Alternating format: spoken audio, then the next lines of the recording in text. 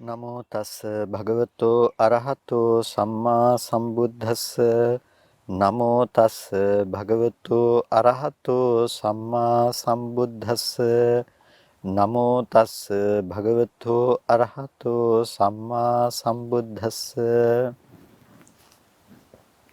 ශ්‍රද්ධා සම්පන්න කාරුණික පින්නතුනි මේ පොසොන් පුර පසළොස්වක පොහොය දිනේට පෙර දින පොසොන් පොහොය කියලා කියන්නේ ශ්‍රී ලාංකිකයින් විදිහට අපි කාටත් ඊටාම වැදගත් පොහෝ දිනයක්. වෙසක් පොහෝ දිනය මුළු තුන් ලෝකෙම ඒකාලෝක කරනකොට පොසොන් පොහොය දිනය විශේෂයෙන්ම අපව ඒකාලෝකමත් කළ දිනේ හැටියටයි දකින්නේ. අපේ ජාතිය, අපේ සංස්කෘතිය මේ සියලුම දේ යහපත්ව ගොඩනගන්නට යහපත්ව පවත්වන්නට උපස්තම්භක වූ දිනය පොසොන් පොහෝ දිනය. එදා මිහිඳු මහරහතන් වහන්සේගේ වැඩම වීමෙන් පසු ඒ සිද්ධ වුණ සංස්කෘතික සහ සමාජීය පුනර්ජීවනය පිළිබඳව අපිට සුළු මොහොතකින් විතරක් කතා කරලා නතර කරන්නට පුළුවන් කමක් නැත්තේ. එදා ඒ අනුබුදු මිහිඳු මහරහතන් වහන්සේ දැමු අඩිතාලම අද දක්වාත් බුදුදහම නිරුපද්‍රිතව පවත්වන්නට තරම් ශක්තිමත් වූවක් බවට පත් වුණා. ඒ ගත් දූරදර්ශී තීරණ, ඒ ගත් උන්වහන්සේගේ දැක්මට අනුරූප වූ තීරණ බුද්ධ ශාසනය මුළු ලෝකයටම දායාද කිරීම විශේෂයි ඊටාම වැදගත් වුණා. ඒ නිසා තමයි අදටත් ථේරවාද බෞද්ධ රටවල් අතර ශ්‍රී ලංකාවට ප්‍රමුඛ ස්ථානය හිමි වෙන්නේ. මුළු ලෝකයටම බුදුදහම ව්‍යාප්තව ගියේ ලිඛිත දෙයක් හැටියට ශ්‍රී ලංකා ද්වීපය තුලින්. ඉතින් ඒ නිසා සිංහල ජාතිය ලෝකේ ශ්‍රේෂ්ඨතම ජාතියක් බවට පත් කරලා තියෙන්නේ මේ බුදුදහම කිව්වොත් ඒක නිවැරදි. ඒ නිසා මේක මහා දර්ශනයක්. මේ බුදුදහම ඒ දර්ශනය ආගමනය කළ ආගමක්. මේක ඊටාම වැදගත් දෙයක්. ඒ නිසා මේ මහා සංස්කෘතියකින් හෙබි මේ සියලුම දේ අප රැකගත යුතු දෙයක් විදිහටයි අප දකින්නේ. එනිසා අපි මිහිඳු මහරහතන් වහන්සේ එදා දැමු අඩිතාලම පිළිබඳව අපි ටිකක් සලකා බැලීම වැදගත් වෙනවා. මිහිඳු මහරහතන් වහන්සේ ශ්‍රී ලංකාවට වැඩම කළේ මුටසේව රජුරුවන්ගෙන් පස්සේ ඒ දේවානම්පියතිස්ස රජු රාජ්‍යත්වයට පත් වෙනකන් ඉඳලා. මොකද රටේ රජුරුව බුදුදහම ව්‍යාප්ත වීමෙහි ව්‍යාප්ත කිරීමෙහි තීරණාත්මක සාධකය හැටියට මිහිඳු මහරහතන් වහන්සේ දුටු නිසා. ඒ නිසා එදා දේවානම්පියතිස්ස රජතුමාට අම්බස්තලයේදී ඒ බුදුරජාණන් වහන්සේගේ දර්ශනය පිළිබඳව බුදුරජාණන් වහන්සේගේ ඒ උතුම් සද්ධර්මයේ පිළිබඳව පැහැදිලි කරන්නට යෙදුනේ. රජු ධාර්මිකයෙක් බවට පත් කිරීමෙන් පසු ප්‍රජාවද ධාර්මික කිරීමෙහි කටයුතු තුළ මිහිඳු මහරහතන් වහන්සේ නියැලුණා. මූලික වශයෙන්ම සසර ඒ වගේම නිවන පිළිබඳව සංසාර දුක්ඛ ප්‍රවාහයේ තේරුම් ගන්නට අවශ්‍ය දහම් කරුණු පිළිබඳව සමස්ත සමාජයට දැනුවත් කරන්නට යෙදුණා. එදා දවස තුල තිබුණු නොඑක් වන්දනා විධික්‍රම වෙනුවට බුදුරජාණන් වහන්සේ සරණ ගිය බුදුරජාණන් වහන්සේ වන්දනා කරන ජාතියක් බවට අපේ ජාතිය පත් කළා. ඒ වගේම එයින් අපිට ලැබුණු මහ විශාල ධර්මඥානය එදා පටන් අද දක්වාම නොකඩී පැවතගෙන යනවා. ඉතින් මිහිඳු මහරහතන් වහන්සේ ඒ ගත්ත ක්‍රියාකාරකමේ ප්‍රධානම අංගය බවට පත් උනේ ප්‍රජාපාලකයා ධාර්මිකයෙක් බවට පත් කරලා ප්‍රජාව ධාර්මික කිරීම. ඒ නිසාම එදා පටන් අද දක්වාම ලෝකේ අනික් රටවල් වල සිදු වූ සිදුවීම් වලට වඩා වෙනස් දෙයක් හැටියට අපි දකිනවා. ප්‍රජාව විසින් ප්‍රජාපාලකයා විසින් ප්‍රජාවත් බුදුදහම තුළ රඳවන්නට ගත්ත උත්සාහය. මේ අන්‍යෝන්‍යව දෙපැත්තටම ගියා. සෑම රටේ රජ කෙනෙක්ම බුදුදහම රකින්නට බැඳී සිටියා. ඇතැම් අවස්ථාවල බුදුදහම රකින්නට තේරවාද බුදුදහම රකින්නට රැඳී නොසිටින අවස්ථාවල ජනයා තුළින්ම ඒකට ප්‍රතිරෝධය ගොඩ නැග්ගා, පැන නැග්ගා. ඒ නිසාම නැවතත් රජුට සිදු වුණා තේරවාද බුදුදහමට අනුවර්තනය වන්නට. ඒ වගේම ප්‍රජාව තුළ යම් කිසි ප්‍රශ්න ගැටලු ඇති වෙමින් ප්‍රජාව තුළ මතවාදමය වශයෙන් අන්නේ මතවාදයන්ගෙන් මේ තේරවාද බුදුදහම සංක්ලිෂ්ඨ භාවයට පත් කරලා විනාශ කරන්නට උත්සාහවත් වන අවස්ථාවලදී සිදු වුණ දේ තමයි රජු විසින් ඒ දේවල් වළක්වලා ප්‍රජාව ආරක්ෂා කළා. ඉතින් ඒ නිසා බුදුදහම සහ රාජ්‍යත්වය මේ දෙක පුදුමාකාර සමීප සම්බන්ධතාවයකින් හෙබි දෙයක් බවට පත් වුණා. රටේ රජු බෞද්ධයෙකු විය යුතුයි. රටේ රජු දළදා වහන්සේ සහ පාත්‍ර ධාතුන් වහන්සේ ගරු කරන්නෙකු විය යුතුයි කියන දේ අපේ සමාජයේ මුල් බැසගත්තා. නිසා දළදා වහන්සේ හිමි කරගත්ත කෙනා රටේ රජු හැටියට පිළිගන්නට තරම් අපේ මිනිසුන් ඒ පිළිබඳව බැඳී සිටියා, බුදුදහමත් එක්ක එකතුව සිටියා. ඒ නිසා තමයි අපිට ප්‍රධාන වශයෙන්ම දකින්නට පුළුවන්කම තියෙන්නේ ඉංග්‍රීසීන් පවා ආදීන් අපේ රට යටත් කරගන්නකොට ඔවුන් ඒ දළදා වහන්සේගේ අයිතිය ඔවුන් යටතේ පවත්වා ගන්නට ගත්ත උත්සාහය. ඒකට හේතු උනේ අපේ රටේ ජනයා තුළ, අපේ රටේ මිනිසුන් තුළ ඒ බුදුදහමත් එක්ක තිබුණු ඒකාත්මික භාවය. ඉතින් ඒ තමයි මිහිඳු මහරහතන් වහන්සේ එදා රජු පැහැදුණු පුද්ගලයෙක් බවට, ප්‍රසාදවත් බවට පත් වූ පුද්ගලයෙක් හැටියට පත් කිරීම කියන කාරණාව සහ ඒ ඔස්සේ වැටුණු අඩිතාලම අපිට දැක ගන්නට පුළුවන්කම තියෙනවා. ඉතින් අපිට මේ කරුණු කාරණා විමසීමේදී ශ්‍රී ලාංකිකයින් ලෙස අපිට ඊටාම වැදගත් පොහෝ දිනයක් තමයි මේ උතුම් පොසොන් පුර 15ක පොහොය දිනය කියලා කියන්නේ. ඉතින් හෙට ඒ උදාවන පොසොන් පුර 15ක පොහොය දිනය ඔබට මේ බුද්ධ ශාසනයේ ඉතිහාසය නැවත වතාවක් මතක් කරන පොහෝ දිනයක් බවට පත් වුණොත් ඒක ඊටාම වටිනවා. ඒකට හේතුව තමයි බුදුදහම විනාශ වෙලා යන සෑම අවස්ථාවකදීම එය නැවත සංරක්ෂණය කිරීම සඳහා ප්‍රජාව ඉදිරිපත් වුණා වගේම රටේ ප්‍රජාපාලකයත් ඉදිරිපත් වුණා. ඉතින් අද ඒකාධිපති පාලනයක් නෙමෙයි තියෙන්නේ. අද ප්‍රජාතන්ත්‍රවාදී රාමුවක් ඔස්සේ යන පාලන තන්ත්‍රයක්. ඒකෙදි නීතිය කියන දේ, නෛතික රාමුව, ඒ කියන්නේ හුදු ඒකාධිපතිත්වයෙන් පත් වෙන හෝ පනවන දෙයක් නෙවෙයි. ඒ නිසාම අපිට සිද්ධ වෙනවා බුදුදහමේ සංරක්ෂණය සඳහා අවශ්‍ය කටයුතු සිදු කර ගැනීමේදී ඊට අවශ්‍ය නෛතික ප්‍රතිපාදන සපයා ගැනීම.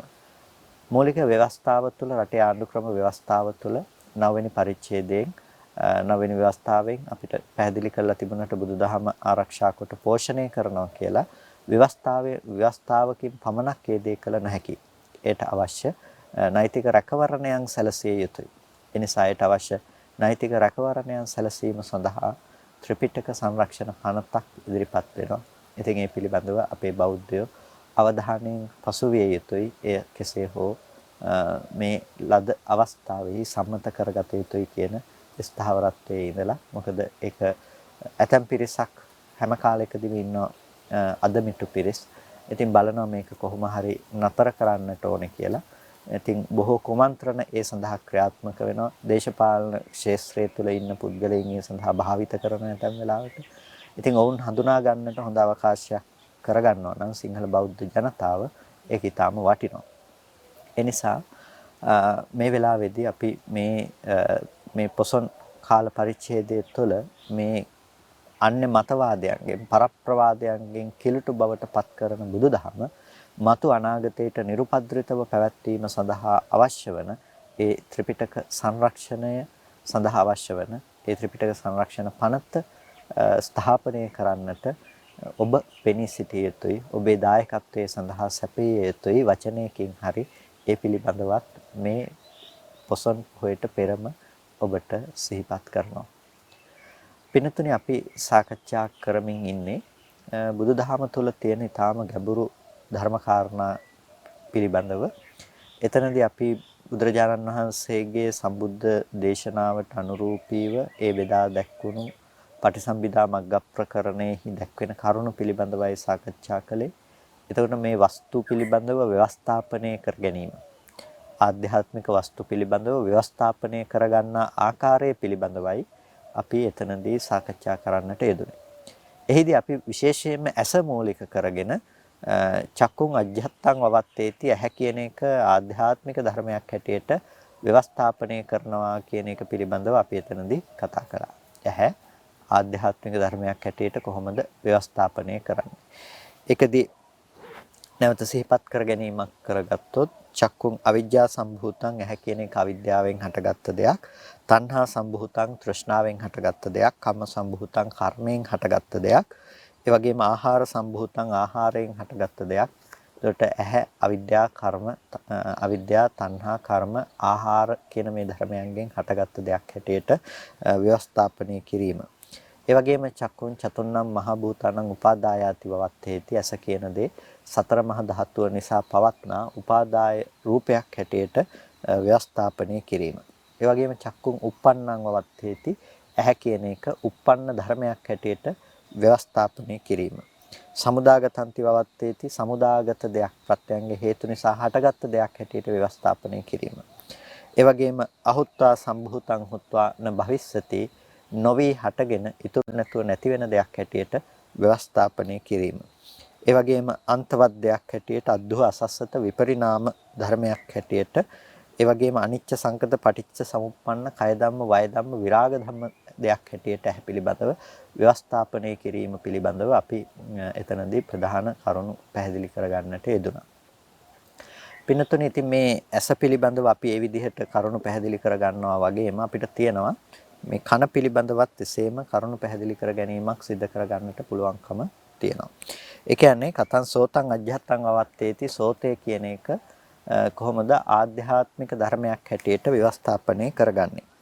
එතකොට සෝතං අවිජ්ජා සම්භූතන්ති කියලා කියනකොට කන කියන එක ආධ්‍යාත්මික ධර්මයක් ලෙස ව්‍යවස්ථාපනය කරන්නේ සෝතං අවිජ්ජා සම්භූතන්ති වවත්තේති අර ඇහැ පිළිබඳව කතා කළා වගේම සෝතේ පිළිබඳව අවිජ්ජා සම්භූතං අවිද්‍යාවෙන් සකස් කළ දෙයක්. ඒ වගේම තෘෂ්ණාවෙන් සකස් කළ දෙයක්. ඒ වගේම කර්මයෙන් සකස් කළ දෙයක්. ඒ වගේම තණ්හාවෙන් සකස් කළ දෙයක්. ආහාරයෙන් සකස් කළ දෙයක් හැටියට කන පිළිබඳව ව්‍යවස්ථාපනය කරනවා. ඒ කියන්නේ දැන් කන ඇති කරන්නට හේතු මොනවද කියලා අපි විමසා බලනකොට අපිට කන ඇති කරන්නට හේතු ලෙස පෙනෙන්නේ අවිද්‍යාව, තණ්හාව, කර්මය, ආහාරය. ඒතර දැන් අපි දන්නවා අවිද්‍යා කර්ම තණ්හා කියන ටික නැතිනම් අවිද්‍යා තණ්හා කර්ම කියන ටික කොහොමද උපස්තම්භක වුනේ කන උපදවන්නට කියලා. ඒ කියන්නේ පුරිම හේතු විදිහට ජනක හේතු විදිහට ප්‍රතිසන්දි වශයෙන් මව් කුසකට ප්‍රතිසන්දි වශයෙන් විඥාණය බැස ගන්නට හේතු වෙනවා අවිද්‍යාවත් ඒ වගේම තණ්හාවත් කියන මේ ප්‍රධාන කෙලෙස් දෙක ඒ වගේම කර්මය කියන එක. කර්ම සහ කෙලෙස් ටිකක් නිසා තමයි කෙනෙක් මව් කුසකට ප්‍රතිසන්දි වශයෙන් උපදින්නේ. නැතිනම් ප්‍රතිසන්දි වශයෙන් දැසගන්නේ. ඒ අවිද්‍යා තණ්හා කර්ම කියන මේ කර්ම සහ කෙලෙස් කියන මේ ධර්මතා ටික යෙදුනට පස්සේ යම් තැනක කර්මානුරූපීව අනිවාර්යයෙන්ම එතන ප්‍රතිසන්දියක් ලබනවාම තමයි. අන්නේ මව් කුසකට ප්‍රතිසන්දි වශයෙන් බැස ගැනීමේදී එතනදී සෝත ප්‍රසාදය ඇති කරන්නට අවශ්‍ය ඒ අපි කිව්වොත් ශක්තිය කියලා. අන්නේ සෝත ප්‍රසාදය ඇති කරන්නට ඇති ශක්තිය එතන ඇති වෙනවා. ඒ කියන්නේ ඒ ප්‍රතිසන්දිගත විඥානය නිසා සෝතය උපදවන්නට අවශ්‍ය දේ එතන නිර්මාණය වෙනවා. එතකොට ඒ විඥාණයට අනුරූපීව නාම රූප සකස් වෙනකොට ක්‍රමයෙන් එතන මේ කියන ආයතනය මුහු කුරා යනවා. ආයතනය ටිකෙන් ටික දියුණුවට වැඩිවීමට යනවා. දැන් මේ අද අපිට තියනවා වගේ කන මේ මට්ටමින් එතන මව් කුස තුල හැදුනේ නැහැනේ. එතන අර ඊටමත් සියුම් වෙච්ච බීජ කලලය තුල මේ කන උපදවන්නට පුළුවන් විදිහේ මට්ටමක ඒ ප්‍රසාද රූප උපදවන්නට පටන් ගන්නවා.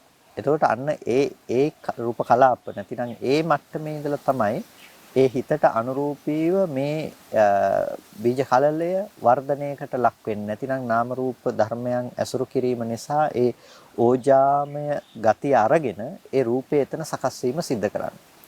එතකොට ඒ තමයි කන කියන දේ ආරම්භය. අපි කන කියලා කියන්නේ මේ පේන රූපේට නෙමෙයිනේ.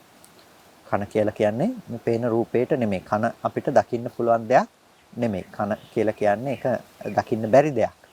එතකොට මේ පේන වර්ණ සටහනට නෙමෙයි අපි කන කියලා කියන්නේ. එතකොට මේ කම්බිලේ තුල තියෙන ඒ ප්‍රසාදවත් ගතියකට, උපවත් ගතියකට තමයි ශබ්දයට බිඳී යන උපවත් ගතියකට තමයි අපි සෝත ප්‍රසාදය කියලා කියන්නේ. එතකොට මේ සෝත ප්‍රසාදය හටගන්නේ ඒ කර්මයකට විපාකයක් වශයෙන් නැත්නම් කර්මයෙන් සකස් කරන දෙයක් හැටියට. ඒ නිසා තමයි බුදුරජාණන් වහන්සේ නව පුරාණ කම්මාදී සූත්‍ර දේශනාවන් වලදී පෙන්වුවේ මේ පුරාණ කර්මයෙන් අபிසංචේතනා කරන ලද දෙයක්. පුරාණ කර්මය නිසා සකස් කරන ලද දෙයක් හැටියට මේ ආයතන ධර්ම පිළිබඳව පෙන්වා දුන්නේ. එතකොට අපිට පේනවා දැන් මේ කන කියලා අපි කතා කරන තැනදී ඒ මොහොතින් මොහොත හටගෙන නැතුව යන සෝත ප්‍රසාදයේ වගේම අර මෞකුසකට ප්‍රතිසන්දි වශයෙන් බැස ගන්නකොටම මේ කන හදන්නට හේතුන හේතු ටිකත් කනේ ඇතිවීමට හේතුව විදිහට දක්වනවා. ඒ නිසා තමයි මේ විඥාණය මේ නාම රූපය අසුරු කරගෙන යම් තාක් කාලයක් පවතිනවද ඒ තාක් කාලයක්ම මේ කන උපදවන්නට පුළුවන් හැකියාව තියෙනවා. එතකොට ඒ විඥානයේ නාම රූපයට ප්‍රත්‍යවීම කියන දෙයට අනුරූපීව තමයි මේ දේ සිද්ධ වෙන්නේ.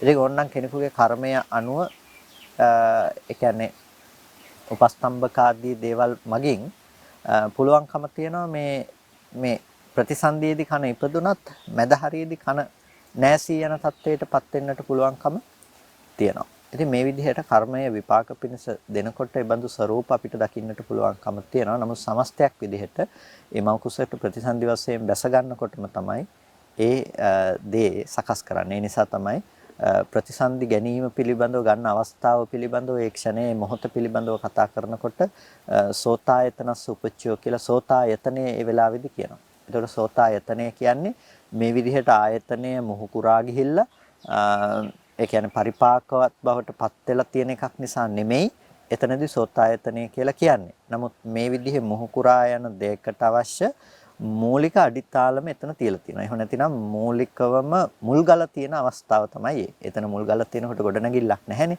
හැබැයි මුල්ගල තියෙනවා. අන්න ඒ වගේ තමයි අර ප්‍රතිසන්දි විඥාණය ලබා ගන්න මොහොතේදී එතන චක්කායතනය පෙන්නනවා. ඒ ප්‍රතිසන්දි මොහොතේදී චක්කායතනය සෝතායතනය පෙන්නනවා. ඒ සෝතායතනය පෙන්වන්නේ සෝතය ඇති කරන්නට හේතු ටික එතන සකස් වෙන නිසා. නැතිනම් ඒ විඥාණය ඒ නාම රූපයේ ඇසුරු කිරීම තුළ ඒ සෝතය මේ විදිහට ශබ්දයේ ගෝචර කරගන්න මට්ටමක් දක්වා ඇතිවන්නට පුළුවන්කම තියෙනවා. ඒ විදිහට ඇති කරනවා. ඒ නිසා ඒ තමයි සෝතය කියන දෙයට අර අවිද්‍යා තණ්හා කර්ම කියන දේ උපස්තම්භක වන ආකාරය. එතකොට දැන් මෙතන තියෙන ඕජාමය ගතිය නිසා තමයි ඒ කන සකස් වෙන්නේ. දැන් අර අතීත හේතු ටික වගේම වර්තමානය තුළ යම්කිසි දෙයක් නැතුව මේක උපදවන්න පුළුවන් කමක් නැහැනේ. ඒ නිසා අතීතයේදී අවිද්‍යා කර්ම තණ්හා කියන ටික යෙදෙනවා වගේම වර්තමානයේ තුලත් මෙතනට හේතු වෙන ටිකක් තියෙනවා. මොනවද වර්තමානයේ තුල හිතෙන්නේ? ඕජාමය ගතිය වර්තමානයේ තුල ඇති වෙන දෙයක්. ඒකට අර අතීත හේතු ටික නිසා වර්තමානයේ තියෙන ඕජාමය ගතිය ආහාරජ ඒ රූපයන් ඒ ඕජාව අටවෙනි කොට ඇති ආහාරය නිසා මේක සකස් වෙන්නේ.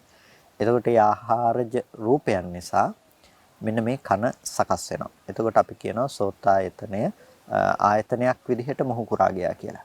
එතකොට මෙන්න මේ විදිහට පින්නතුනේ අපිට මේ කන ඇතිවන්නට හේතු වෙන හේතු පිළිබඳව අපි කතා කරනකොට අපිට දකින්න පුළුවන්කම තියෙනවා.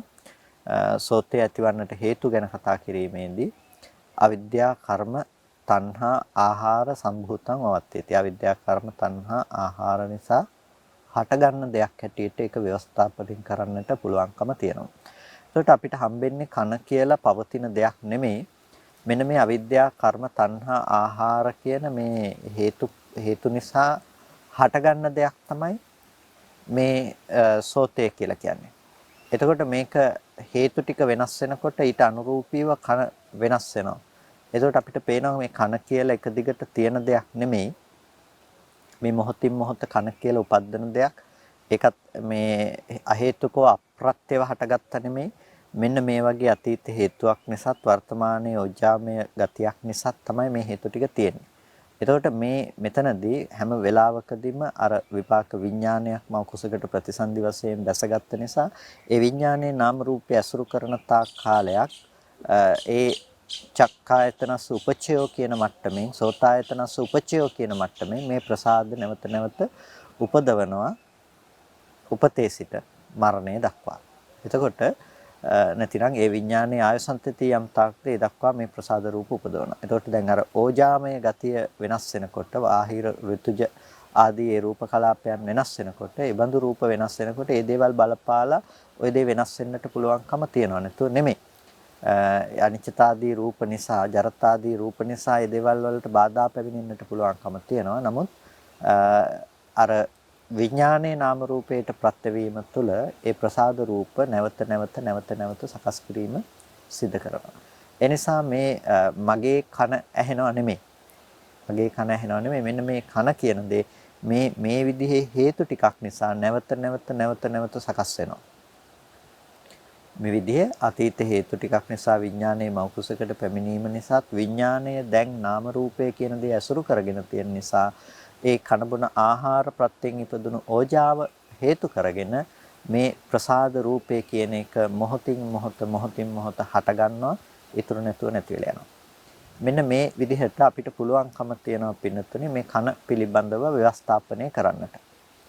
කන පිළිබඳව හොඳට නුවණින් ව්‍යවස්ථාපනය කරලා දකින්න අපිට පුළුවන්කම තියෙනවා. එතකොට යම්කිසි විදිහකින් මේ කන පිළිබඳව අපිට තිබුණා නම් වැරදි සහගත දැක්මක් ඒ කන මගේ කන කියන එක පුද්ගලයෙකුගේ කියලා අපිට තිබුණා නම් අන්න ඒ පුද්ගල සංඥාව නූපදින විදිහට අපිට මේක හොඳින් ව්‍යවස්ථාපනය කරමින් වාසය කරන්නට පුළුවන්කම තියෙනවා. දැන් මේ ව්‍යවස්ථාපනය කිරීම කියන කරුණ පිළිබඳව අපි බලනකොට ඇයි අපි ව්‍යවස්ථාපනය කරන්නේ? ඇයි අපි මේ විදිහට මේක දකින්නේ? අපිට තියෙන පින්නතුනේ මේ ආයතන අතර තියෙන සම්බන්ධතාවයක්, පරම්පර සම්බන්ධතාවයක් තියෙනවා. ඒ තුළ තමයි පුද්ගල බව කියන එක ගොඩනැගිලා තියෙන්නේ. දැන් රූපය දකින මම තමයි ශබ්ද අහන්නේ. ශබ්ද අහන මම තමයි රූප දකින්නේ. අපිට මේ විදිහට මේ දේවල් අතර ගොඩනැගෙන පුද්ගල බවක් තියෙනවා. කොටිම කියනවා නම් අර අංගපච්ඡංග සමන්නාගත පුද්ගලයෙක් ඉන්නවා. අපිට කන් තියෙන, ඇස් තියෙන, නාසය, දිව, කය තියෙන පුද්ගලයෙක් අපිට ඉන්නවා. මෙන්න මේ පුද්ගල බව අපි හැම මොහොතකම පවත්වනවා. නමුත් එක වෙලාවකට හටගන්නේ එක ආයතනයයි. රූපේ දකින වෙලාවට සද්ද අහන්න පුළුවන් කමක් නැහැ. සද්දය ඇහෙන වෙලාවට රූප දකින්න පුළුවන් කමකුත් නැහැ. ඒ එක ආයතනයක් හටගන්නේ එක මොහොතක එක ආයතනයයි හටගන්නේ. ඇයි? එකවර සිත් දෙකක් පහළ වෙන්නේ නැහනේ. එකවර මොනම මොහොතකවත් එකවර සිත් දෙකක් පහළ වෙන්නේ නැහැ. එකවර පහළ වෙන්නේ එක සිතයි. එතකොට එකවර පහළ වෙන්නේ එක සිතක් වෙනකොට එකවර සිත් දෙකක් පහළ නොවනකොට අපිට ඒ චක්කු විඥාන සිතයි සෝත විඥාන සිතයි එක ළඟ එක විට පහළ වෙන්නේ නැත්නම් එක විට සද්දයක් ඇහෙනවා රූපයක් පේනවා කියන්න පුළුවන් කමක් නැහැනේ. ඇයි අපි කතා කළා තින්නම් සංගතිය තුන්දෙනෙකුගේ එකතුවක් එක්ක මේක පනවන්නේ කියලා. රූපේ පනවන්නේ තුන්දෙනෙකුගේ එකතුවක් එක්ක. එතකොට එතන චක්කු විඥානය කියන දේ නොයේදී විඥානයේ යොමු වෙලා තිබ්බොත් එහෙම කන පැත්තට සෝතේ පැත්තට එතන චක්කු විඥානයේ පහළ වෙන්නේ නැහැ. චක්කු විඥානයේ පහළ වෙන්නේ නැත්නම් රූපේ ගැන දැනුමක් නැහැ. රූපේ ගැන දැනුමක් නැත්නම් ඇහැ ගැන පනවන්න පුළුවන් කමකුත් නැහැ. ඒ නිසා සෝත විඥානය කියන දෙයට යොමු වෙලා එතකොට. එතකොට දැන් අපිට දැන් ඒ විඥානය එතන හටගෙන ඉතුරු නැතුව නැති වෙනවනේ. ඒකෙන් යමක් අනිත් තැනට යන්නේ නැහැ. අපි රූපේ පිළිබඳව දැනගන්න ගත්තාම නැවත ශබ්දය දැනගන්නකොට ඒ හිත දන්නේ නැහැ කලින් ගිහිල්ලා ඉවර වෙලා මම ගිහිල්ලා රූපයක් දැනගත්තා කියලා එකක් එතන නැත්තේ නෑ. එතන තියෙන්නේ මේ ප්‍රත්‍ය ධර්මතාවයක්. මෙන්න මේ විදිහට ප්‍රසාදය හැදිලා තියෙනවා. බාහිර ශබ්දය ඒකට ගැටෙනකොට ඒක දැනගන්න පුළුවන්කම තියෙන එච්චරයි. එතනින් එහාට දෙයක් එතන නැත්තේ නෑ. ඊට කලින් තිබුණා මම හිටියා හෝ ඒ බඳු දේවල් එතන සිද්ධ වෙන්නේ නෑ. ඒකට මෙන්න මේ විදිහට ආයතන 6 ක්‍රියාකාරීත්වය අනාත්ම මට්ටමක තියෙනවා. ඒ කියන්නේ පෙරපසු නොවි හටගෙන ඉතුරු නැතුව නැති වෙන අනාත්ම මට්ටමක තියෙනවා.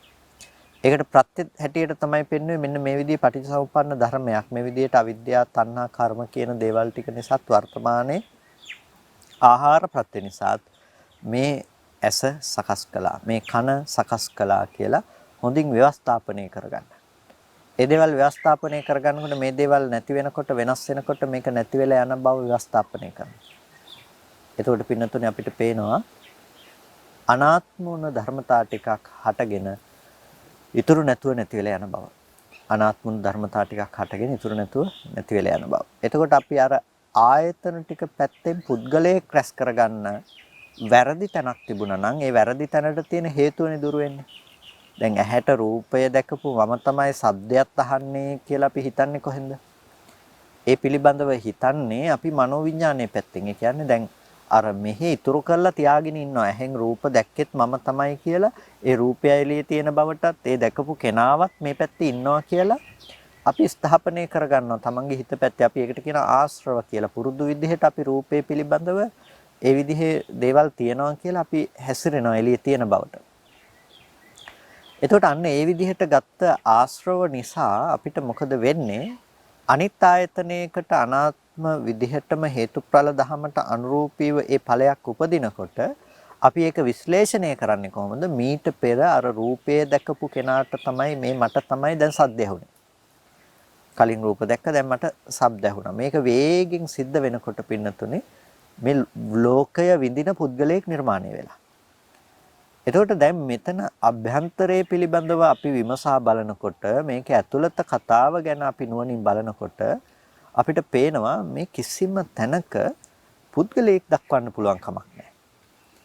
ඇයි? මේ විදිහේ හේතුඵල ධමයකට අනුරූපීව සිදුවන දෙයක් මිසක මේ කෙනෙක් හෝ පුද්ගලයෙකු විසින් කරගෙන යනු ලබන ඉන්න දෙයක් නෙමෙයි තියෙන්නේ කියලා අපිට පේනවා. එහෙනම් කොටිම කියනවා නම් මෙතන තියෙන අනාත්ම ලක්ෂණය අපිට ප්‍රතිවේධ කරන්නට පුළුවන්කම තියෙනවා. ඒ අනාත්ම ලක්ෂණය ප්‍රතිවේධ කිරීම තුළින් තමයි අපිට මේ සුද්ධ වූ සංස්කාර සම්පතියක පැවැත්මක් විතරයි, සුද්ධ වූ ධර්මතා ටිකක පැවැත්මක් විතරයි මෙතන සත්වයක් පුද්ගලයෙක් කියන දේ අපිට ලැබෙන්නේ නැහැ කියන ප්‍රඥාවට උතුම් නුවණට අපිට පත්වන්නට පුළුවන්කම තියෙනවා. එතකොට ලෝකෙ තුල කෙනෙකුට ජරා මරණ දුක එනවා නම් පිනතුනේ. ඒ ජරා මරණ දුක එන්නේ පුද්ගලයෙක් ලෙඩවීම, පුද්ගලයෙක් මරණයටපත් වීම තුල. ඔබ හොඳට බලන්නකෝ. අපිට දුක එන්නේ කොහොමද කියලා අපේ ජීවිතේට අපි ආදරණීය කෙනෙක්, අපි ආදරය කරන කෙනෙක් අහිමි වීම තුල. ඒ කෙනෙක් ලෙඩවීම තුල. අපි කැමති දෙයක් නැතිවීම තුල. එතකොට අපිට දුක් විඳින්නෙකුත් ඉඳලා එන්න දුක ගේන්න පුළුවන් දේවලුත් තිබිලා මෙන්න මේ දුක කියන දේ හදාගන්න ලෝකය තියෙනකොට අපි ලෝකෙ තුල දුක් විඳිනවා. කොටිම කියනවා දුක ගේන ලෝකේ හදාගෙන අපි දුක් විඳිනවා. එතකොට දැන් මෙන්න මේ ලෝකයෙන් කෙනෙක් මිදුනොත්, ඒ කියන්නේ දැන් මේ බිත්තරයක් ඇතුලේ වගේ දුක ගේන්න පුළුවන් ලෝකයේ ඇතුලේ බිත්තරේ ඇතුලේනේ අපි ඉන්නේ. ඉතින් මේක ඇතුලේ හුදු ධර්මතා ටිකක් පවතින තැනක අපි හැම වෙලාවකදීම ඒවා සත්පුද්ගල භවෙන් ඇසුරු කරන මේ බිත්තර කෝෂය ඇතුලේ තමයි අපි මේ දේවල් ඇසුරු කරන්න පුරුදු වෙලා තියෙන්නේ. මේකෙන් එළිය දැක්මක් අපිට නැහැ. මේකෙන් එළිය දැක්මක් නැති නිසා අපි හැමදාම දකින්නේ මේවා සත්වයෝ පුද්ගලයෝ කියලා දැක්මක් තුළ තමයි අපි දකින්නේ. ඒ නිසා එතනින් එහාට අපිට විශේෂ වුණ දර්ශනයක් අපිට ඇත්තේ නැහැ. යම්කිසි කෙනෙක් මෙන්න මේ බිත්තර කටුව කඩාගෙන එළියට ආවොත් එහෙම එයාර කෝෂය ඇතුලේ නැති වුණොත් එයාට අර දුක පණවන්න තැනක් නැති වෙනවා. ඇයි? අම්මා තාත්තා ගෙවල් දොරවල් නැතිනම් ආදරණීයන් කියලා අපි හිතන විදිහට අපි කැමති දේවල් කියලා අපි ඇති කරගන්න විදිහට පින්නතුනේ මෙතන ඇති කරගන්නට දේවල් අපිට පේන්නේ නැහැ. ඇයි? ඇහැ කියන දේ හේතුප්‍රත්‍යයෙන් ඉපදුණු දෙයක් නම් රූපයත් හේතුප්‍රත්‍යයෙන් ඉපදුණු දෙයක් නම් අපිට පේනවා මේ ධර්මතා හටගෙන නැති වෙන බව. කන කියන එකත් සද්දේ කියන එකත් මේ හේතුඵල ධමයක් නම් අපිට හටගෙන නැති වෙන බව පේනවා. පින්නතුනේ ආයතන ටිකේ අත්දැකීමක් නැත්තම් අපිට එළියේ තියනවා කියලා අසුරු කරන්නට ආයතන ටිකේ අත්දැකීමක් නැත්තම් හේතු ඇතිකල්ලි හටගත්ත හේතු නැති වෙනකොට නැති වෙන දෙයක් නම් අපිට දකින්න පුළුවන්කම ලැබිලා තියෙන්නේ. ඒ බඳු දර්ශනයක් ඇති වෙනකොට ඔබට රූප තියනවා කියලා පනවන්න පුළුවන් කමක් නැහැ. ශබ්ද තියනවා කියලා පනවන්න පුළුවන් කමක් නැත්තේ නැහැ. ඉතින් මේ ලෝකයෙන් මිදුණෙක් බවට ඔබපත් වෙනවනේ. ඔබට ලෝකේ පනවන්න පුළුවන් කමක් නැත්තේ නැහැ. පනවන්න කෙනෙක් නැහැ. කෙනෙක් නැති නිසා පනවන්න ලෝකෙකුත් නැහැ. අපි කෙනාව නිර්මාණය කරලා තියෙන්නේ අර දිඨ සුත මුත විඤ්ඤාත කියන මේ ධර්මයන්ට අනුරූපීව. අපි කෙනාව නිර්මාණය කරන්නේ දකින්න පුද්ගලයව නිර්මාණය කරන්නේ දිඨ සුත මුත විඤ්ඤාත කියන මේ දේවල් වලට අනුරූපීව. හැබැයි අපිට පුළුවන් නම් දිඨ සුත මුත විඤ්ඤාත කියන මේ ධර්මයන්ගේ යථා ස්වභාවය ප්‍රතිවේද කරන්නට අන්න යථා ස්වභාවය ප්‍රතිවේද කරනකොට පින්නතුනේ කොයිම අවස්ථාවකදීවත් අපිට ඒ දුක කියන දේ උපදින්න නැති වෙන්නට අපිට අවශ්‍ය පසුබිම ඒ අවශ්‍ය පදනම අපිට හදාගන්නට පුළුවන්කම ලැබිලා තියෙනවා. ඒ නිසා අද දවසේදී අපි උත්සාහවත් විය යුතු එක පැත්තක් තියෙනවා. ඒ පැත්ත තමයි මෙන්න මේ කරන සම්මර්ෂණය අපේ ජීවිතය තුළ ඇති කර ගැනීම කියන දේ. සම්මර්ෂණය කියලා කිව්වේ අපි යථාර්ථවාදී දැක්මක් උපදව ගැනීම කියන එක. යථාර්ථවාදී දැක්මක් උපදව ගැනීම. දැන් අපිට අද දවසේදී ඇහැ රූප චක්කු විඥාන ආදී මේ ධර්ම පිළිබඳව තියෙන යථාර්ථවාදී දැක්මට වඩා පුද්ගලානුබද්ධ දැක්ම. ඒ දේවල් වලින් ලබා ගන්න අරමුණු වලින් පෝෂණය වෙන්නේ පුද්ගලයෙක්. රූප දකින මම සද්ධාහන මම. ඉතින් ඔබ ගොඩාක් රූප දැකලා තියෙනකොට ඔබට තවදුරටත් මම තහවුරු වෙලා.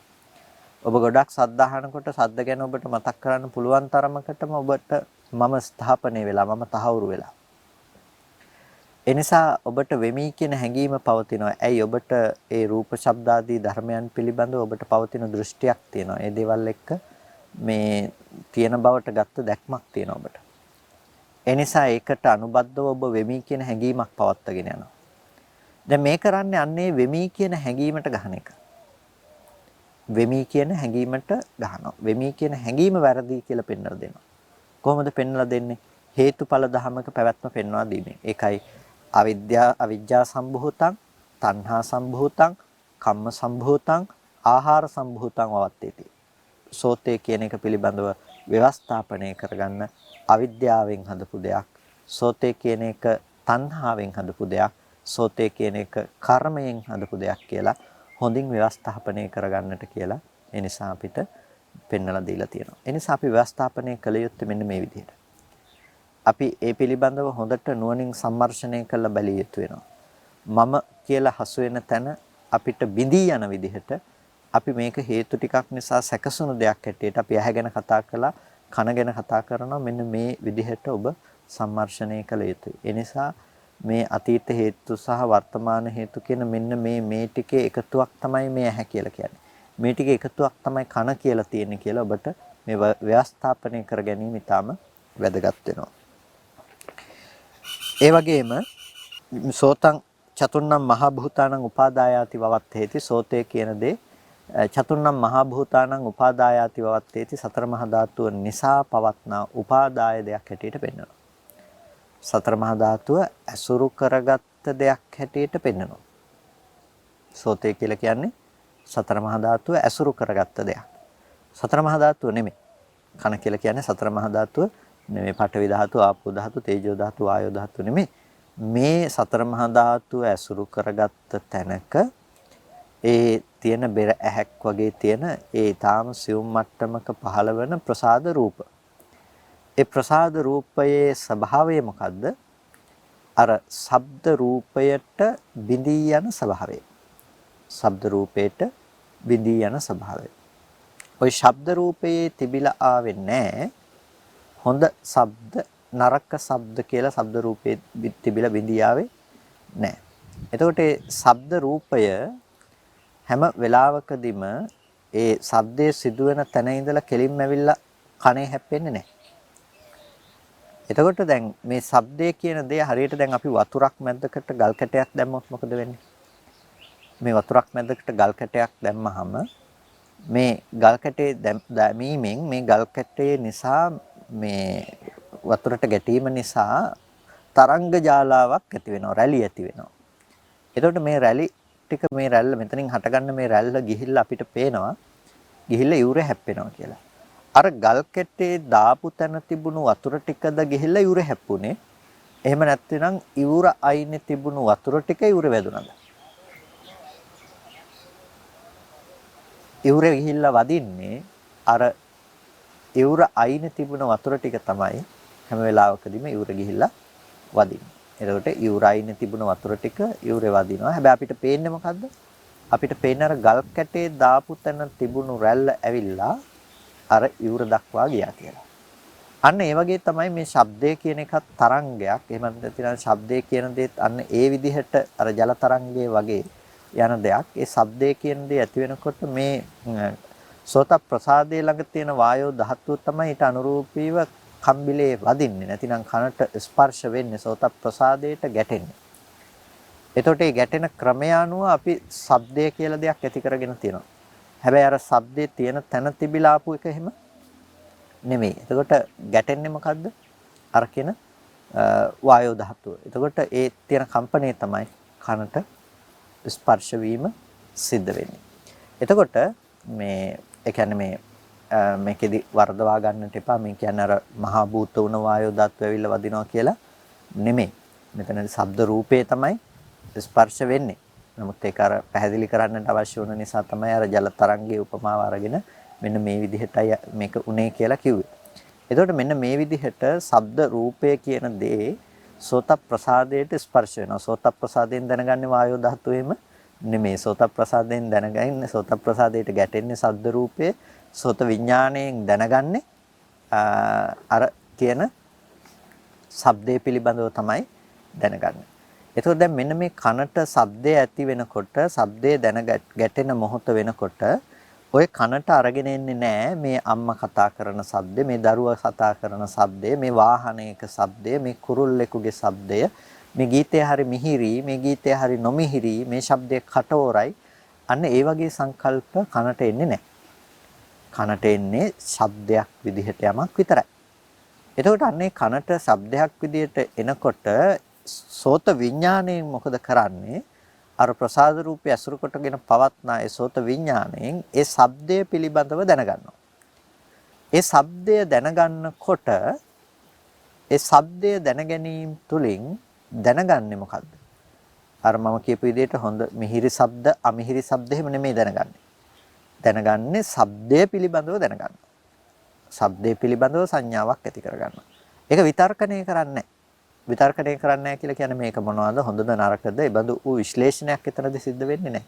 යමක් ආවනම් ආපු දේ පිළිබඳව දැනගන්න. දැන් ආවේ හොඳත් නොවුණු නරකත් නොවුණු ශබ්ද රූපයක් නම් කනට ස්පර්ශ වුණේ. අනේ ස්පර්ශ වුණ ශබ්දේ විතරයි දැනගන්න පුළුවන්කම තියෙන්නේ.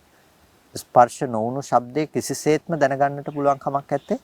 නෑ කනට ස්පර්ශ වුණ ශබ්දේ විතරයි සෝත විඥාණයට දැනගන්න පුළුවන්කම තියෙන්නේ. එතකොට ඒ කනට ස්පර්ශ වුණ ශබ්දය සෝත විඥාණයෙන් දැනගන්නවා. ඒ දැනගන්නකොට අර ශබ්දයේ තිබිලා හොඳ නරක එන්නේ නැති නිසා ඒ සෝත විඥාන සිතේ හටගන්න වේදනාව උපේක්ෂා සහගතයි. සෝත විඥාන සිතේ හටගන්න වේදනාව උපේක්ෂා සහගතයි. ඇයි? අර ශබ්දය ගැන මහා ලොකු බැඳීමක් සැපයක් ගෙනල්ලා නැහැ. ඒ ශබ්දය තුළ මහා ලොකු අකමැත්තක් ගෙනල්ලා නැහැ. ඊට පස්සේ තමයි ඒ සෝත විඥාණය කියන දේ නිසා දැන් ඔන්න තුන් දෙනෙකුගේ එකතුවක් සිද්ධ වුණා. මොනවාද? සෝත ප්‍රසාදය සකස් වෙලා තිබුණා.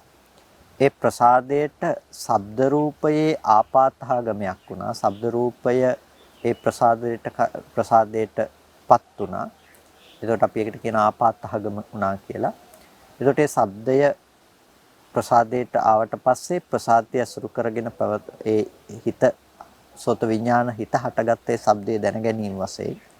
එතකොට ඔන්න අපිට පේනවා තුන් දෙනෙකුගේ එකතුවක් සිද්ධ වුණා. දැන් මොකද්ද උනේ? ශ්‍රවණ කෘත්‍යයක් සිද්ධ වුණා. ඒ කියන්නේ ශබ්දය ඇහුණා. එතකොට මෙන්න මේ ශබ්දය ඇහුණා කියන දේ ඇති කරන්න හේතු තුනක් වැය වුණා. කන, සද්ද, සෝත විඥාන. කන ගෝචර කරගත්තා. ආධ්‍යාත්මික දේ බවට පත් වන ගෝචර කරගෙන ඊට පස්සේ අර ඇසටපත් කනට ආපු ශබ්දය ගෝචරය බවට පත්වන ගෝචර රූපේ බවට පත්වන මේක දැනගත්ත විඥාණය නැතිනම් දැනගන්න බව දැනගන්න සිත නම් කළා සෝත විඥාන සිත කියලා. එතකොට ඔන්න මේ හේතු තුනක එකතුවක් මෙතනදී සිද්ධ වුණා. තින්න සංගති පස්සෝ තුන් දෙනාගේ එකතුව ස්පර්ශයයි කියලා කියනවා. ඒ තුන් දෙනාගේ එකතුව ස්පර්ශයයි කියලා කියන්නේ මොකේ එකතුවද? තුන් දෙනෙකුගේ එකතුවක්. කනට ශබ්දයේ ස්පර්ශයත් ඒ වගේම එතනට විඥානයේ යොමු වීමත් කියන ටික මේ ධර්මතා තුනේම එකතුව පොදුවේ ස්පර්ශය කියලා හඳුන්වනවා. මේ ස්පර්ශය පස්සය චෛතසික ධර්මයක් වෙනවා. සෝත විඥාන හිතේ පවත්නා ස්පර්ශය පස්ස චෛතසිකය. එතකොට ඇස කනට ශබ්දයේ ගැටීම කියන එක පස්ස චෛතසිකය නෙමෙයි. ඒක පටිඝ සම්පස්සයක්. එතකොට මෙන්න මේ කියන පටිඝ සම්පස්ස සහ අදිවචන සම්පස්ස කියන මෙන්න මේ සම්පස්ස ධර්මයන් තමයි ස්පර්ශය කියලා අපිට හඳුනා ගන්නට පුළුවන්කම තියෙනවා. එතකොට මෙන්න මේ ලක්ෂණය නැතිනම් චක්කු සෝත විඥාන සිතෙන් උපද්දපු මෙන්න මේ ලක්ෂණ ටික අරමුණු කරගෙන තමයි ඊට පස්සේ මනෝ ධාතු සිත උපදින්නේ. ඊට පස්සේ මනෝ ධාතු සිත උපදින්නේ. ඒ කියන්නේ සෝත විඥාන සිත හටගෙන ඉතුරු නැතුව නැති වෙලා යනවා. එතකොට ඉතුරු නැතුව නැති වෙලා යනකොට ඒ හිත නැති වෙලා ගියාට ඒ හිතේ ලක්ෂණ ටික අරමුණු කරගෙන මනෝ ධාතු සිත උපදිනවා. ඒ හිතෙන් යමක් මෙතෙන්ට ගියා හැම නෙමෙයි. ඒ හිතෙන් යමක් මෙතෙන්ට ගියා හැම නෙමෙයි. දැන් කණ්ණාඩියකට දාලා තිනවා මේ ඡායාව පතිත වෙන විදිහට. එතකොට මේ ඡායාව පතිත වෙනවා. එතකොට ඡායාව පතිත වෙනවා කියන්නේ මෙතන ඉඳලා එතෙන්ට යනවා එහෙම නෙමෙයි. අන්න ඒ වගේ තමයි මේ ඒ කියන්නේ උදාහරණය එක සුදුසු විදිහට අපිට ගන්නට අවශ්‍යයි. නැතිනම් ඒක ඇතුලේ තර්ක කරන්න නෙමෙයි කිව්වේ. ඒකට අපිට දැන් මෙතන ඉඳලා යමක් එතෙන්ට යනවා එහෙම නෙමෙයි. සෝත විඥාන සිතේ ඉඳලා මනෝ ධාතු සිතට යමක් යනවා නෙමෙයි. එතකොට මේ මනෝ ධාතු සිත අර චක්කු සෝත විඥාන සිත අරමුණු කරගෙන තමයි ඒක හටගත්තේ. එතකොට ඒකේ තියෙන ගති ලක්ෂණ ටික ඔසවා තැබීම වශයෙන් මේ හිත හටගත්තේ. ඒ සෝත විඥාන සිත අරමුණු කරගෙන ඒකෙන් ඒක ඇති කරගත්ත ධර්මයන් අරමුණු කරගෙන මනෝ ධාතු සිත උපදින ඔසවා තැබීම වශයෙන් ඒ සමෝධාන කරගත්ත කරුණ ටික අරමුණු කරගෙන තමයි මනෝ විඥාන ධාතු සිතක් නැවත උපදින්නේ.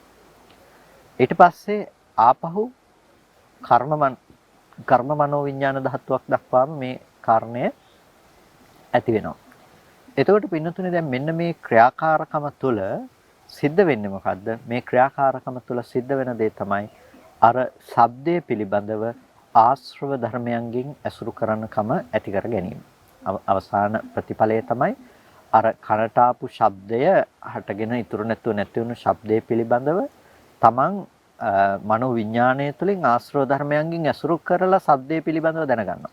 එතකොට මේ ශබ්දයේ පිළිබඳව දැනගන්නකොට ඒ ශබ්දය හොඳ ශබ්දයක්ද නරක ශබ්දයක්ද කැමැති දේ ශබ්දයට අකමැතිද ආදී ලෙස ඔබට ඒ පිළිබඳව පරිවිතර්ක ඇති කරගන්න පුළුවන්කම තියෙන. ඒක තමයි අපි සාමාන්‍යයෙන් සිද්ධ කරන දේ බවට පත් වෙන්නේ. අපි සාමාන්‍යයෙන් අපේ ජීවිතය තුළ දිනදා ජීවිතය තුළ ඔබ භාවිත කරන්නේ ඒ විදිහට තමයි. ඒ කාරණාව ඒ විදිහට තමයි සිද්ධ කරන්නේ. එතකොට ඒ ශබ්දය හොඳ මිහිරි ශබ්දයක් බවට පත් වෙලා නැහැ කනට ඇහෙනකොට.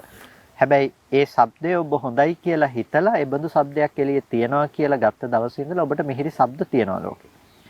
ආය අහන්න පුළුවන්කම තියෙනවා නැවත ඒ ශබ්දයට ගිහිල්ලා පතිත වෙලා ශබ්දයට ඔබ බැසගෙන තිබිලා ඒ ශබ්දේ නැවත අහන්න පුළුවන්කම තියෙනවා. ඉතින් මෙන්න මේ විදිහට ඔබට පුළුවන්කම තියෙනවා ඒ බඳු වූ ශබ්ද රූපය අනුරූප කරගෙන ශබ්ද රූපයට බැඳිලා ඒකත් එක්ක කටයුතු කරගෙන යන්න ඔබට පුළුවන්කම තියෙනවා. ඒ නිසා දැන් මෙන්න මේ විදිහට අපි ඒ ඇති කරගත්ත කර්ම මනෝ විඥාණයෙන් සිදු කරගන්න ශබ්දය අරමුණු කරනකොට අපිට ඒක මිහිරි වෙන්න පුළුවන් අපිට ඒක අමිහිරි වෙන්නට පුළුවන්කම තියෙනවා අපිට ඒ ගැන කර්ම සකස් වීමක් අපිට එතනදී සිද්ධ වෙනවා. ඔන්න පින්නතුනි මේක තමයි කන ඇසුරු කරගෙන අපිට සිද්ධ වෙන සමස්ත සිද්ධාන්තයේ බවට පත් වෙන්නේ. එතකොට මේ කන කියන එක චතුර්ණම් මහා භූතානං උපාදායාති වාත්තේති කියනකොට කන කියන එක සතර මහා ධාතුන් නිසා පවත්නා උපාදාය රූපයක් හැටියට ව්‍යවස්ථාපනය කරගන්නකොට ඔබට ඇසුරු වෙන්නට අවශ්‍ය වෙන්නේ අර ප්‍රසාදවත් බව. ඒ කියන්නේ උපවත් බව විතරයි. ඒ කියන්නේ උපවත් බව විතරයි. ඒ කියන්නේ ඒක සතර මහා ධාතුවෙන් පණවන්න පුළුවන් කමක් නැහැ කන කියන එක සතර මහා ධාතුව පිළිබඳව තියෙන උපවත් බව විතරයි මෙතනදී කතා කරන්නේ. එතකොට මෙන්න මේ විදිහට කන පිළිබඳව ඔබට ව්‍යවස්ථාපනය කරන්නට පුළුවන් තවත් එකක් තමයි චතුර්ණම් මහා භූතානං උපාදායාති වවත්තේති කියන මේ කාරණාව. ඊට පස්සේ චක්කුන් මේ සෝතං uppannanti වවත්තේති. එතකොට සෝතේ කියන එක uppන්න ධර්මයක් හැටියට වවත්තේති ව්‍යවස්ථාපනය කරනවා. සෝතය uppන්න ධර්මයක් හැටියට ව්‍යවස්ථාපනය කරනවා. සෝතේ කියන එක ඉපදුණු දෙයක්. ඒ කියන්නේ සෝතය නූපදුණු කල්හි දැනගන්නට පුළුවන් දෙයක් එහෙම නෙමෙයි. සෝතේ ඉපදුනාට පස්සේ තමයි අපිට දැනගන්න පුළුවන්කම තියෙන්නේ. සෝතේ ඉපදුනාට පස්සේ කියලා කියන්නේ දැන් අර සෝතය ප්‍රසාද රූප සකස්ුනේ නැත්තම් ශබ්ද රූපයේ ආපාතාගමයක් නැහැ. ශබ්ද රූපේ ගැටීමක් සිද්ධ වෙන්නේ නැහැ. එතකොට සෝතේ ඉපදුනා කියලා කියන්නේම ශබ්ද රූපේ ගැටෙනවා කියන එක තමයි. ඔකට හිත යොමුනේ නැත්තම් ඒක දැනගන්න පුළුවන් කමකුත් නැහැ. අන්න ඔය ධර්මතා තුනම තමයි අපිට uppන්න ධර්මයක් හැටියට කතා කරන්න පුළුවන්කම තියෙන. ඒ කියන්නේ හටගත්ත දෙයක්. එහෙම නැතිනම් නොහටගත්ත තැනකදී අපිට සෝතේ පනවන්නේ නැහැ. නොහටගත්ත තැනකදී සෝතේ පනවන්න පුළුවන් කමක් නැත්තේ නැහැ. කන කියන දේ. දැන් uppන්න දෙයක් කියලා කියන්නේ කන කියන එක uppන්න ධර්මයක් හැටියට ව්‍යවස්ථාපනය කරන්නේ ඒකයි. ඒ ප්‍රසාද රූපය ඇතිකල්හි තමයි ඒකේ පැනවීම සිද්ධ කරන්නේ. එහෙම නැතුව මේ තියෙන එක දිහා බලලා කන කියලා එහෙම කතා කරන්න පුළුවන් කමක් නැත්තේ නෑ. ඒ නිසා uppannanti වවත්තේති කියලා කියන එක uppන්න ධර්මයක් හැටියට ව්‍යවස්ථාපනය කරනවා. සෝතය uppන්න ධර්මයක්. ඊට පස්සේ uppන්න ධර්මයක් හැටියට ව්‍යවස්ථාපනය කරනවා වගේම සෝතං සමුදාගතන්ති වවත්තේති. සෝතය කියන එක සමුදාගතයි. සමුදාගතයි කියලා කියන්නේ හේතු නිසා සකස් කරන දෙයක්. සෝතය හේතු නිසා සකස් කරන දෙයක්. එතකොට ඒක අහේතුක අප්‍රත්‍යවාපු දෙයක් නෙමෙයි. අර කියපු විදිහට ආහාර ආදී හේතුන් විසින් සකස් කරන ලද ඒ ප්‍රත්‍ය සමவாயෙන් උපන් දෙයක් හැටියට අපි දකිනවා. ඒ වගේම ඒකේ අතීත හේතු ආදී දේවල් තුළින් උපස්තම්භක භාවයේ ලැබලා ඊට පස්සේ වර්තමානයේ තුල අර සබ්දය ආපාතාගමයට එනකොට තත්භාගීය වූ විඥානයත් ඇති කල්හි පෙනෙන දෙයක් තමයි සබ්දේ මේ සෝතේ කියලා කියන්නේ. ඒ කියන්නේ අර අපි කලින් සිහිපත් කළා වගේම මේ ධර්මතා තුනක පැවැත්ම කියන තැනින්ම මේක කතා කළා මිසක අර වෙනමම කතා කළේ නැහැ. නිසා සමුදාගතන්ති වවත්තේති කියනකොට අපිට අර කියපු විදිහට අවිද්‍යාව, අවිද්‍යාව, තණ්හා, කර්ම, ආහාර කියන ලක්ෂණ ටික දකිනවා වගේම අපිට තේරුම් ගන්නට වෙනවා මෙතනදී මේ කියන ප්‍රධාන කාරණාව. මොකද්ද? මේක ප්‍රත්‍යංගෙන් සකස් කරපු දෙයක්, සමුදාගත දෙයක් කියන දේ. එතකොට අපිට පේනවා කන විතරක් නිකන් හට ගන්න පුළුවන් කමක් තිබුණේ නැහැ. ශබ්ද නැතුව කන් නැත්තේ නැහැ. ශබ්ද නැත්තම් ඔබ කොහොමද ඔබට කනක් තියනවා කියලා දන්නේ? එහෙනම් කනට ශබ්දය ගැටෙන්නට අවශ්‍යයි. හිත නැත්තම් සෝතේට අනුරූපීව හිත හට ගන්න නැත්තම් ඔබ කොහොමද ශබ්ද ඇහෙනවා කියලා දන්නේ? දැන් කොච්චර ශබ්ද ඔබට ඇහෙනවද? හැබැයි අහුන ශබ්දවලට අනුරූපව ඔබට කිසිම ආකාරයකින් දැනගන්න පුළුවන් කමක් නැහැ. ඊට අනුරූප විඥාන පහළ වෙන්නේ නැති නිසා ඔබට දැනගන්න පුළුවන් කමක් නැහැ. එතකොට ඒ ශබ්ද ඇහුණත් ඔබට විඥානයේ පහළ වීමක් නැති නිසා දැනගන්න පුළුවන් කමක් නැහැ.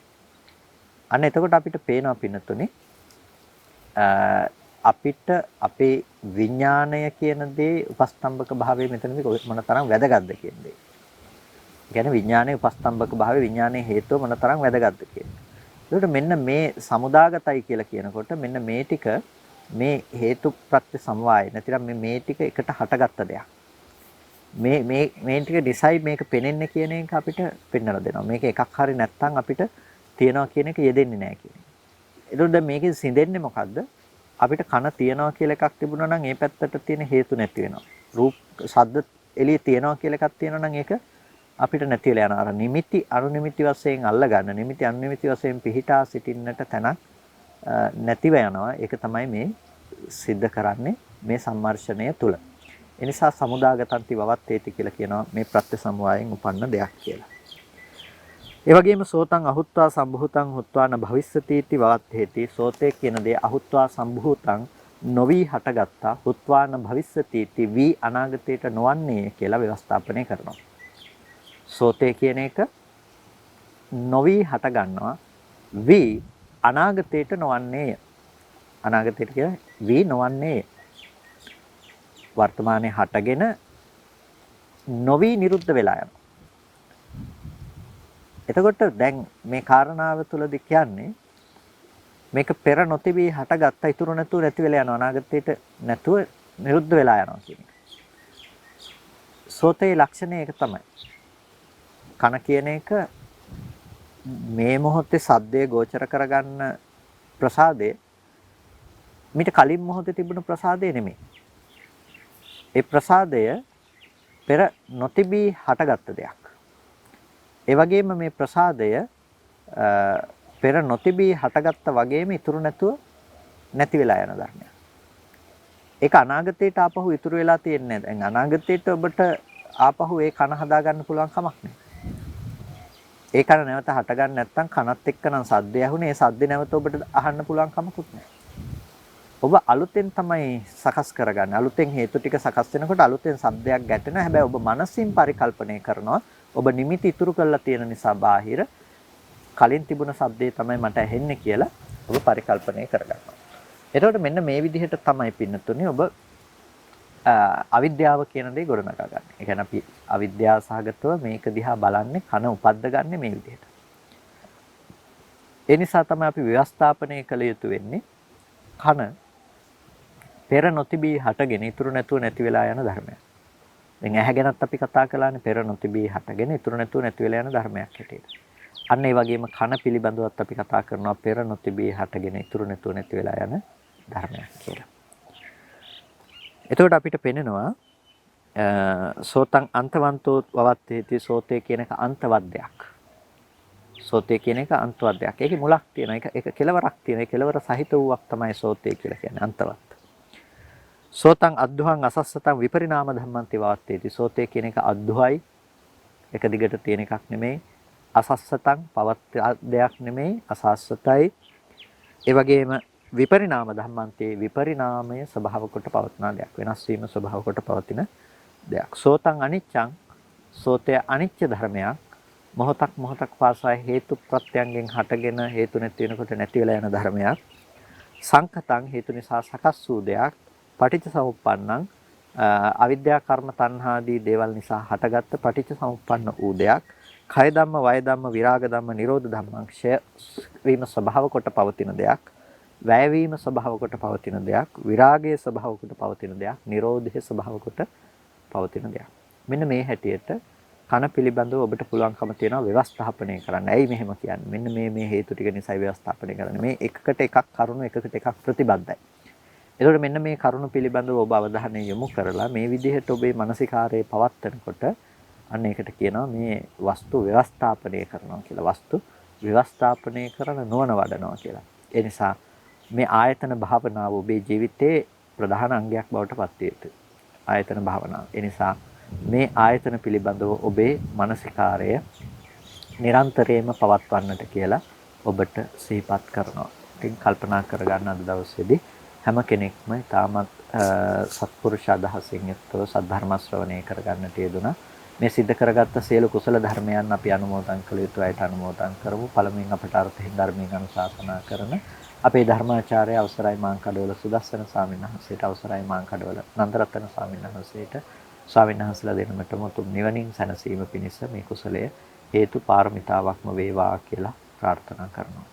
ඒ වගේම ධර්ම ශ්‍රවණය කොට මේ සිද්ධ කරගත්ත සියලු කුසල ධර්මයන් අපි දෙවියන්ටත් අනුමෝදන් කරමු. දෙවියෝ මේ පින් සතුටින් සාදුනාදයෙන් අනුමෝදන් වනු ලබත්වා දෙවියන්ට මේ පින් උතුම් නිවනින් සැනසීම පිණිස හේතු පාරමිතාවක්ම වේවා කියලා සාදු කියලා දෙවියන්ටත් පින් අනුමෝදන් කරන්න. අද දවසේ ධර්මදේශනාවේ දායකත්වයෙන් කටයුතු කරනවා ඒ මහරගම පුරත්න පාරේ මන්දාරා උයනේ පදිංචි විජේ වික්‍රමරත්න මහත්මයා ඇතුළු ඒ පින්වත් පිරිස ඒ පින්වත් පිරිස බලාපොරොත්තු වෙනවා තමන් නමින් මිය පරලෝකීය ඥාතීන්ට පුණ්‍ය අනුමෝදනා කරන්නට ඩී.සී. වික්‍රමරත්න පියතුමාණන්ටත් ඒ වගේම එච් වනිකාබත් මෑණියන්ටත් ප්‍රේමසිරි වික්‍රමරත්න සහෝදරයාණන්ටත් පුණ්‍ය අනුමෝදනා කරන්නට බලාපොරොත්තු වෙනවා. ඒ නම් සඳහන් කළ ඥාතීන් ඇතුළු ඔබ නමින් මේ පරලෝක ගිහිල්ලා යම් ඥාතිවරයෙක්ින් බලාපොරොත්තු වෙනවා නම් මෙලොව වශයෙන් හෝ සංසාරික වශයෙන් ඒ සෑම සියලු ඥාති වර්ගයාම මේ පින තමන් කළ පිනක් මේ සතුටින් සාදුනාදයෙන් අනුමෝදන් වනු ලබත්තා. ඒ ඥාතීන්ට මේ පින් උතුම් නිවනින් සැනසීම පිණිස හේතු පාරමිතාවක්ම වේවා කියලා සාදු කියලා පින් අනුමෝදන් කරන්න. ඒ වගේම අද දවසේ ධර්මදේශනාවේ දායකත්වයෙන් කටයුතු කරන මහරගම පුරත්න පාරේ මන්දාරා වේනේ පදිංචි විජේ වික්‍රමරත්න මහත්මයා ඇතුළු පවුලේ සියලු දෙනාටත් ඒ කියන්නේ දරු දෙනා ඇතුළු ඒ සියලුම දෙනාටත් ධර්ම ශ්‍රවණය කළ ඔබ සෑම සියලු දෙනාටත් නිදුක් නිරෝගී සුවපත් බව චිරජීවනයේ සැලසේවා කායික මානසික සැනසෙල්ල ඇති කරගෙන අමා මහ නිවනින් සැනසීම පිණිස මේ කුසලය හේතු පාරමිතාවක්ම වේවා කියලා සාදු කියලා හැමදෙනාම පින් අනුමෝදන් වන්න හැම දිනාටම තෙරුවන් සරණයි.